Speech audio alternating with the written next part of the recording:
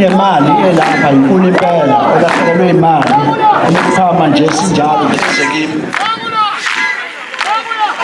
ulahlekelwe imali ezengani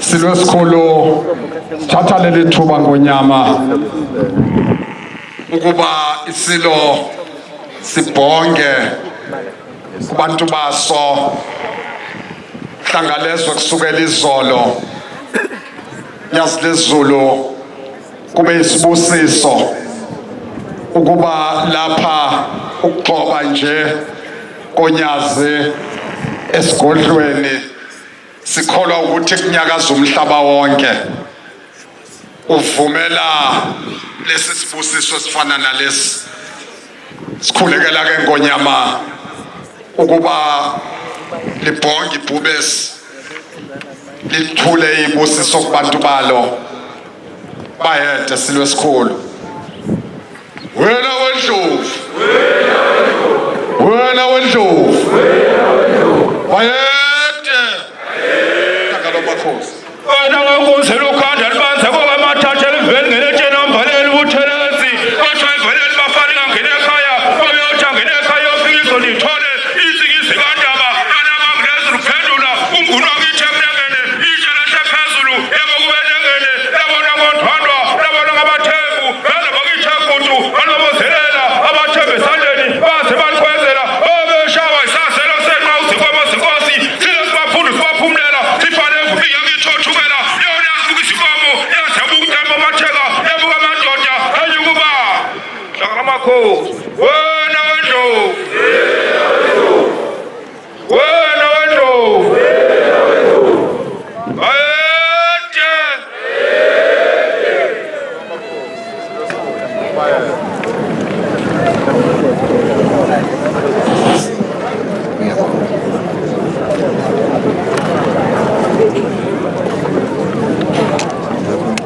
Yazule Zulu Nkosi yamaNazaretha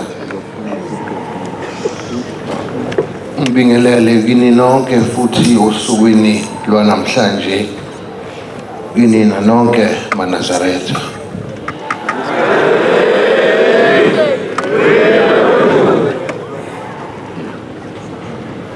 usemnandi usenje enabisilo ngicela ukuba ngibongele indlu nkulu ukuba khona kwenu ndlunkulu kwabini ndlunkulu Mdolomba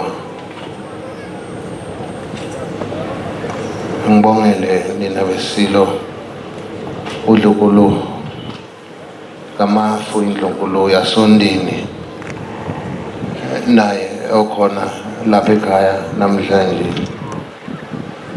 ngehlahla yethu uNdlunkulu waSondini uyiNazaretha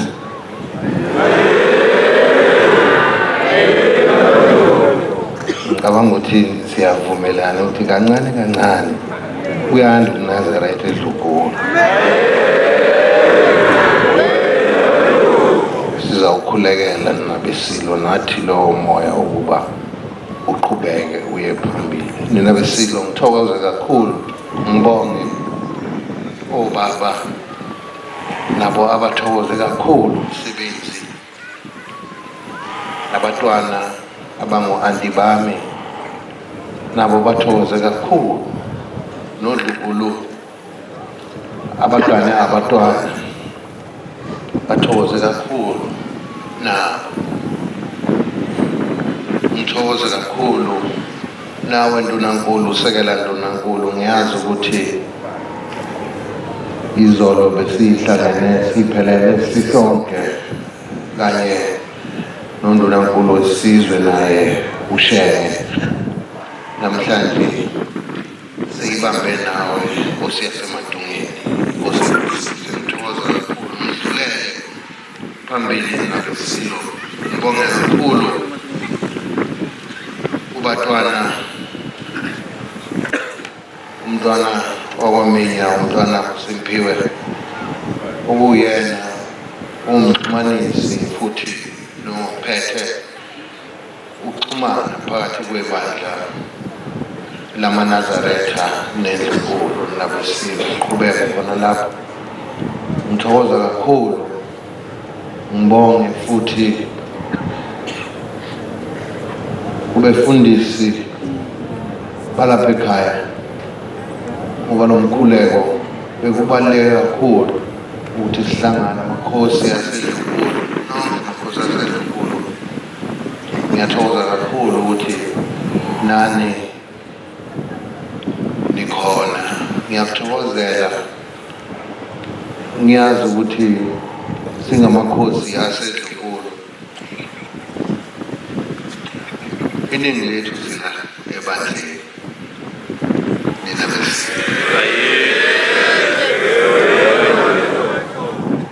mawuhlakaniphile uNkulunkulu ekuphile umqondo wokubona, angisasho ngamehlo lawo asesiphongweni. Nizakwazi ukuthi kusho ukuthini lokho, ukuthi iningi lamakhosi angaphansi kwami ala esodweni.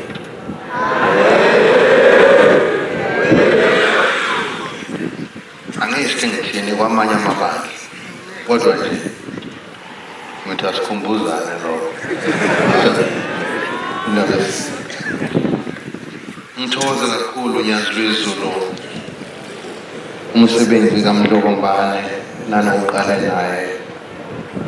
Ngibona izibusiso ukugcoba kwakho lapha ekhaya ibandla lamaNazaretha. Ngibona uxoshele yonke imoya emibi, ngoba sokhumbuzana ukuthi la kukhona khona uNkulunkulu noSathane uyafuna ukuba khona naye. Ezazi kahle ukuthi angeke zibhekane noNkulunkulu. uNkulunkulu uyathanda, ngabe uyaqeda ngoSathane, kodwa ngoba uNkulunkulu onozwelo uyamyeka, kodwa uyomthola ekugcineni ngoba kugcinayo. Lina besilo ngibonge umkhuleko nonke enthena khuleka nikhulekela amakhaya enu, nikhulekela indawo enihlala kuzona, nikhulekela lesi sizwe, nikhulekela iNdlunkulu yonke. Nakho okunye amaNazaretha engifisa ukuba sikhumbuzane khona, isitha sonyazi sitha senu.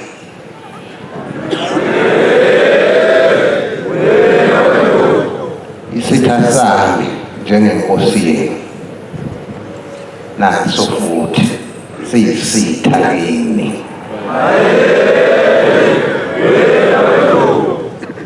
Ngawuphinda futhi umuhlakaniphile uNkulunkulu ekukhanyisela, uzawujula wazi futhi ukuthi ngithini uma ngikhuluma kanje. maNazaretha ngiyabonga, sizawuhola isizwe nebandla ngokweqiniso. Asiyibekanga la isikhona sinonyazi. Angithi noma ngentando yethu, cha, noma mhlambe sa-apply safaka i-application yini nibiza into CV ngalamazwi.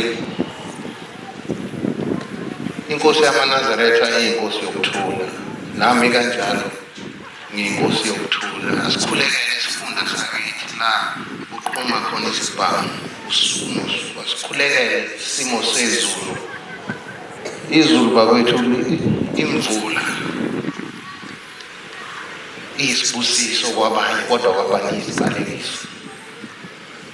Omunye uzawujabula ukuthi masima uzawuhamba kahle, kodwa kukhona okhalayo ukuthi indlu yami iyanetha.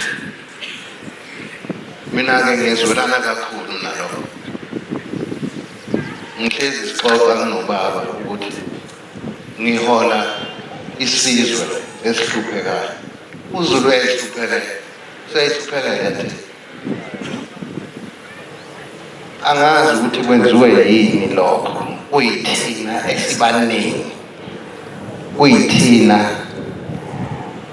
esinamandla i-Afrika yonke angisasho i-South Africa i-Afrika nesizwe futhi esaziwa kakhulu kunazo zonke izizwe emhlabeni kodwa yithina esihluphe kakhulu akaZulu ake seyinuka amakhwapha qalazane khona enza kubona akumele ngabe sila isikhona manje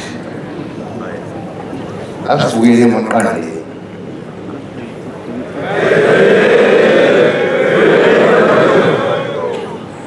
besilo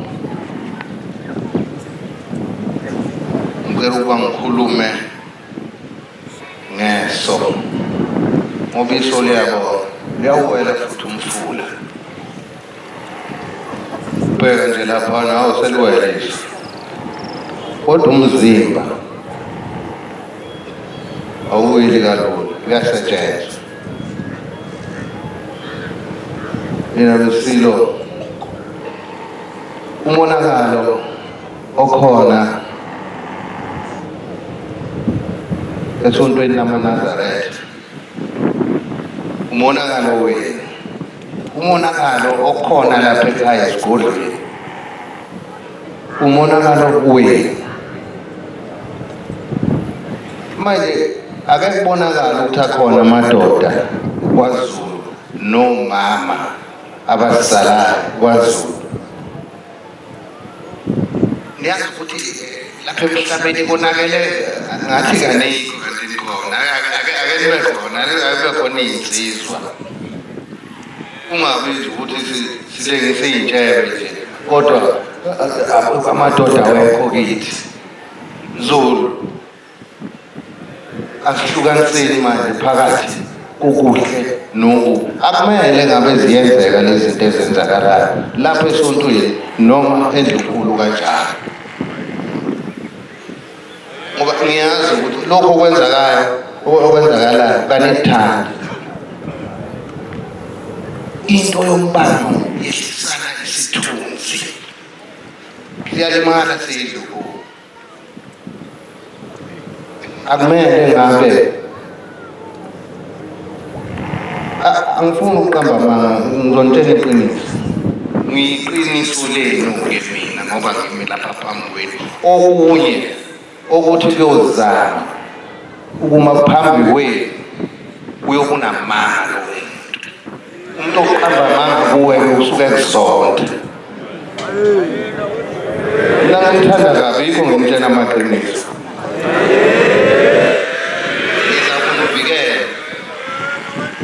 ngizalivikela lelizwe kanjani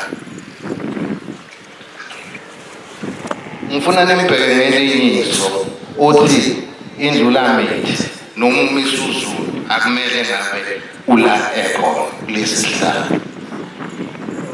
ngicela lokho kodwa angisho ukuthi umuntu ulungiswa ngenduku angisho ngivula induku angisho ngivula umkhonto futhi kodwa ngithi vulani ingqondo zenu ningalandeli into ehamba eceleni okungeyiyo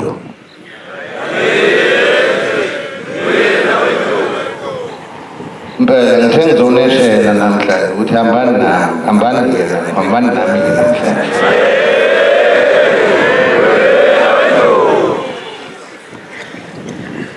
le ntombi ezama uniqhumisa ngapha eceleni ningayiqhumi kumani inkosi ni kanani inkosi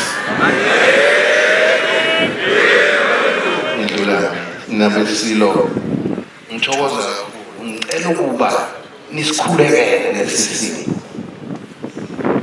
sikhulekele isimo sebandla lapha ekhaya nesimo sasedlunkulu singangikhuleka asingangayinduku noma isibhamu noma umkhonto ngiyakubala kulezi zindaba lokho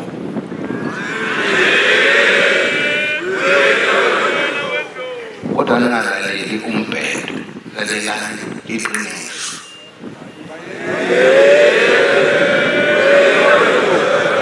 kunemfiso ewumphako nje engicela ukuba nihambe nayo namhlanje ekumele singayikhohlwa sidibane entabeni ngoJanuwari.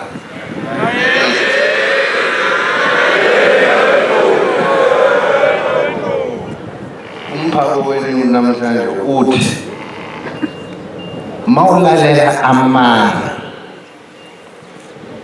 ufana naye lo osuke wakhuluma lawo manga. Mawuthi qamba nje awu ngiyakubamba sekunamanga lokuhamba suka kuleyo ndawo. Umphako-ke ngishiya nawo lo. Ngiyathokoza kakhulu, sithokoze kakhulu, nihambe kahle senibuyele emakhaya. Nanti nezulu likhomba ubusisa nebusisa. Bekukuhle sihlangene. Sesiyohlangana ngoJanuwari. Nikhulekele unyaka omusha nibe nokhisimusi omusha nokungena onyakeni omusha okuhle. uNkulunkulu abe nani. Ngiyathokoza nonke sizwe sikaMageba maNazaretha. Ngiyathokoza. Inkosi enibusise. Amen.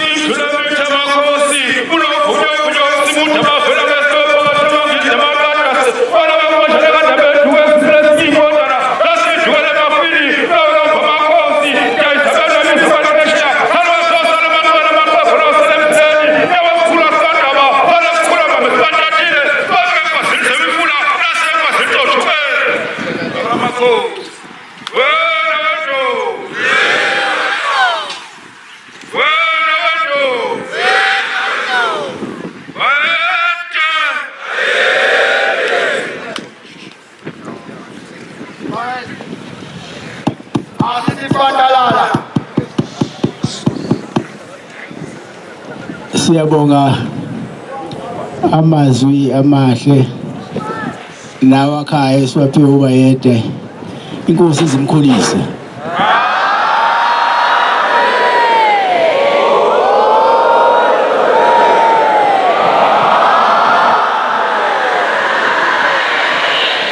Namakhosi amadala abeyihawu kuye amvikele kwezonke izitha zenyanga. Ngithi akunazise eManazaretha ukuthi uyaphuma umhlangano oyiKenani ngomhla ka-5 Januwari.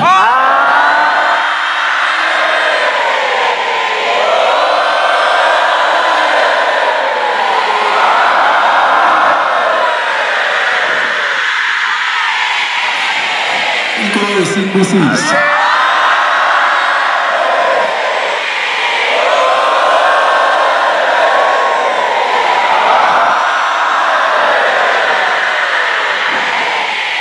Inkosi imbusise.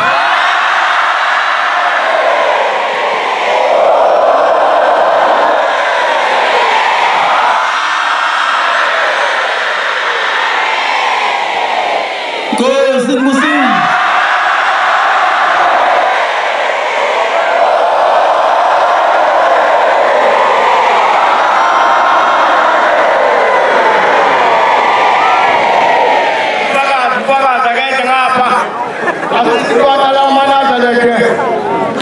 Size